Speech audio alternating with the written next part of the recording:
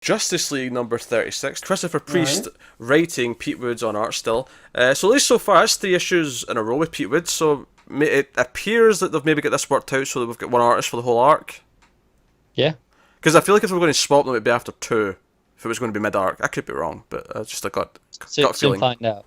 Yeah, we'll soon find out. I'm not going to lie, I laughed very early on in this issue. Was it when Batman comes to the Watchtower and he's like, update, and Jessica's like, we suck, update over. Oh, no. Much earlier than that. Okay. It was the third page. So you have the page at the start with the hearing. And then you have the double page spread of the Batman stuff. Evil Batman killing the judge, yeah. And then you have a full page spread on the title page of Dick. And I remember distinctly on the last issue we were going, as long as we keep Priest away from Dick. Oh yeah, I loved this as well, yeah. I did the same, and I was like, boom, he's like, but he doesn't treat him poorly. Oh no, he doesn't. But here, this is the thing, it didn't click with me immediately. I turned the page and went, oh hey Dick. And then about 2 seconds later I went, oh wait, no, Dick. I went, I saw a big Dick, and I went, uh-oh. Yeah, luckily it didn't go down a bad place. So it starts with all this hearing, and I think with this Justice League story... Sorry, I just cracked about that. Was it when I said it didn't go down a bad place? Is that why you're laughing at No, that, and then Connor before saying he turned the pages on Big Massive Dick. Sometimes I'm 12 years old, guys, and I can't help it. Like, And all of that, the actual image of Dick on this page, he's sort of like he's coming right at the camera, as it were. So you've got a big giant dick coming right at you on this page. Yeah. Anyway, so what this arc's really doing, it's really questioning the idea of the Justice League and the moral center of it, and at what point are they interfering with the affairs of the world, and at what point are they impeding justice? At which point are they operating outside of the law? Like, they're really playing with this idea, or Priest is really playing with this idea, and I'm liking it. Yeah. In 3 issues, Priest has already done a better job at setting this up than Snyder did throughout Batman vs Superman. It's set up and everything feels earned because we've seen Batman messing up the wrong city that led to the death of the nun, and then they go and they steal Wonder Woman's sword back, even though it's evidence. Like, they're actively breaking the law at that point. And then adding in this judge who's speaking out against them. Superman's at this hearing, and then the judge shows up dead. Someone dressed as Batman kills her with a batarang in the forehead. Super dark stuff. Pretty awesome. And it kind of makes Batman kind of, that's his whole conversation with Dick, is he's kind of worried about, what he's inspiring here, which kind of ties into that issue of Batman in some ways. And he's in super, he's tiptoeing now. He's like really worried about crossing lines. So this whole crisis that happens in this issue where this submarine is, it's causing trouble in the water. Aquaman's not happy, but it's not in international waters. It's in Chinese water.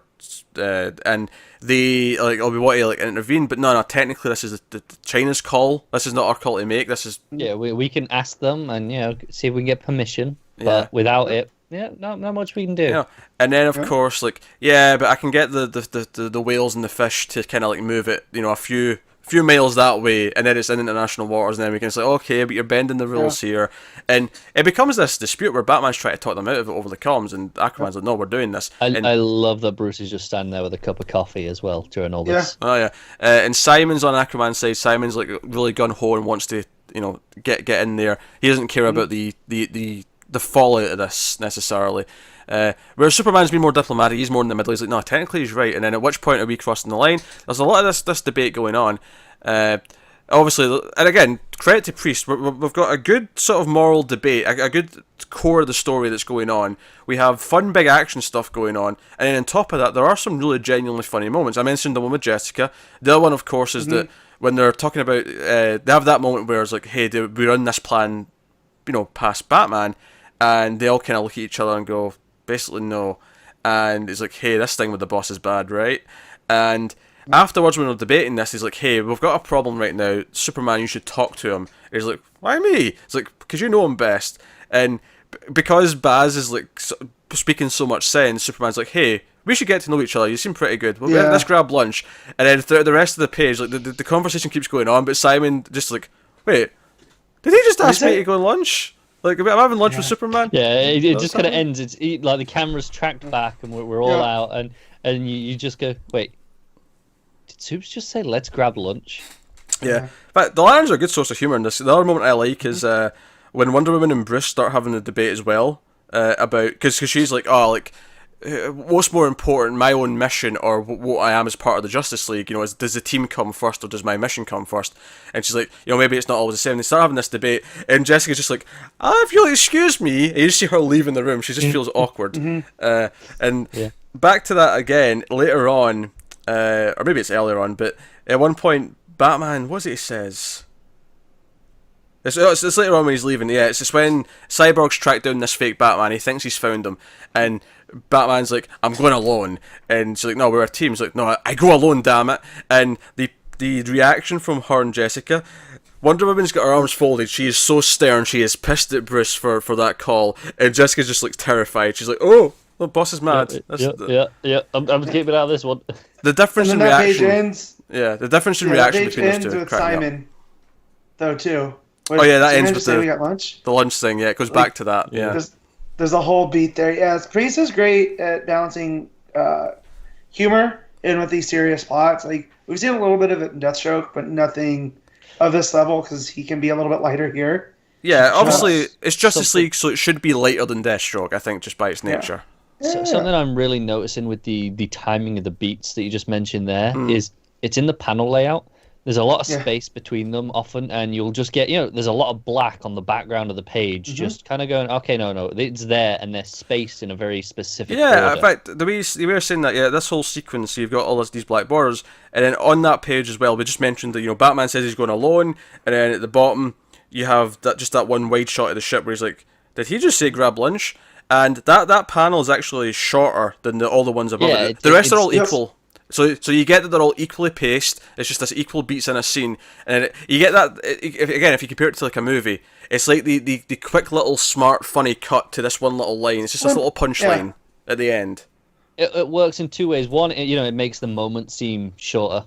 Yeah. But also it makes physically, okay, we're further away because it's smaller. Yeah. So it's punchier. It makes it a proper punchline. Yeah. On top of it. Now Batman turning around and angrily saying, "I'm going alone." Felt a little bit out of character, but credit because that was intentional, because a couple of pages later you find out that he assumed he was being listened to, and this was all kind of a ruse, because he goes to where the guy's been tracked down. He's dressed up all as Matches Malone, and he thinks he's getting away with it, and then whoever this evil Batman is has a sonic device that debilitates him, and he's grabbing his ears, and we find out that it's actually Simon in disguise as Matches Malone, which I guess is something that the Ring can do, because we were just mentioning this in Green Lanterns an issue ago. Yeah, that's true. Yeah, we were just talking about that. Yeah, with the Ungarians. So I guess the Rings can do this now. Fine. Yeah, and it makes it very clear because you can see the green line as it sort of like fades over his face. Once was questionable, twice like this. No, okay, that's it now. It's not even just that it's twice. It's that this clearly shows the change happening, in panel. You see it go over his face. Okay, this is it. So without a doubt this is happening, and then we end with this Batman, this evil Batman, in an old school looking costume with the yellow oval and the trunks. Symbol. Yep. And the what? Sorry.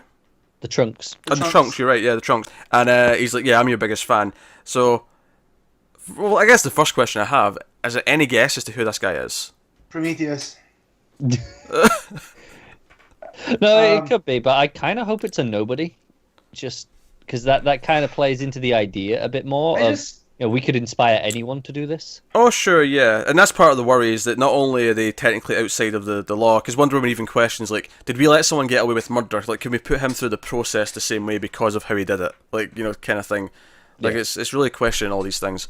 Go on, Matt. So give us your Prometheus theory. Well, no, if you know about Prometheus' comic book origin, he was basically inverted Batman. His parents were criminals that were, killed by the police during a shootout, and genius level intellect, found access to the Phantom Zone, through his own devices. So I just think that if you're gonna have someone set up as his biggest fan, it's a new version of that. That's a reasonable guess. I can't argue with the logic. Yeah. So I think it's someone I think it's an established character because of the smirk. For some reason, the smirk tells me that this Yeah. is someone that we're going to know. Quite possibly. I can't really dispute that. I think I prefer it if it's a nobody. But I mean, if it's somebody, I mean, that would work. I think though, if it's a nobody, they have to, you know. I mean, they're clearly saying, okay, this guy's really smart. He's listening in on the Justice League. He's second guessing these plans to double cross them. This guy's clearly good at what he does. Oh yeah. So yeah, there's some interesting things there. But no, like I say, the thing I'm impressed with most with this run so far is the fact that Priest is balancing. Like every issue's had like a big action set piece. You've had the submarine in this. We had the monster in the first one. And like we've had something in every issue like that. But it's not been at the expense of a sort of deeper story that he's telling and things that he's questioning and this idea of the Justice League and when do they cross a line? When should they be relegated or regulated? That was the word I was meant to say there, and so on. And not to keep going back to the Dick, but I think a genuine point you made is we know Priest doesn't like Dick, and he avoids writing him if he doesn't have to. But he chose voluntarily to include him here because it made sense for the story. Because this is what would happen. So at least he's not just going, okay, I don't like that, I'm going to ignore it. He's going, okay, maybe I don't like this, but it's what has to happen. It's the one that makes sense. So he's kind of putting the story above his own, likes and dislikes. It also it works in the sense that the scene's not about Dick. Dick's there to facilitate what it means to Bruce. So exactly, but but he could have gone, I'll do it with someone else. I'll do it with another leaguer, but he didn't. He went to Dick, which was an interesting choice because we know he doesn't like him. He's the one that's closest to Batman, so it makes sense for him to be the one to have this conversation with Bruce. It just makes sense. But hey, Justice League was very good again. Yeah, so I think this is its strongest issue yet. Yeah, I can agree. get on board with that.